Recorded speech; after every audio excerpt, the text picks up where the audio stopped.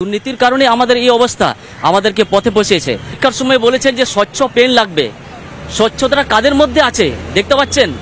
স্বচ্ছতাটা মধ্যে আমাদের মধ্যে আছে, যারা আনটেন্টেড টিচার আছি আমাদের মধ্যে স্বচ্ছতা আছে, কিন্তু যারা নিয়োগকর্তা এবং এই সরকার, এই মুখ্যমন্ত্রী, এদের মধ্যে স্বচ্ছতা নেই।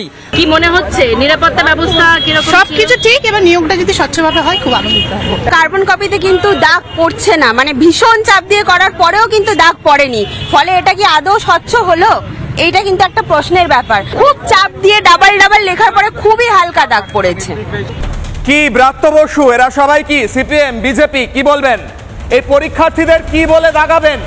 তৃণমূল নেত্রী মমতা বন্দ্যোপাধ্যায়ের অভ্যস্ত, তার অভ্যেস আছে কাউকে মাওবাদী, কাউকে সিপিএম, কাউকে বিজেপি বলে দাগিয়ে দেওয়ার। কিন্তু এই পরীক্ষার্থীদের কি বলবেন আপনারা? তারা বলছেন স্বচ্ছ পরীক্ষা, স্বচ্ছ পরীক্ষার পর স্বচ্ছ প্রসেসে নিয়োগ হবে কিনা সেটা নিয়েই সন্দেহ আছে।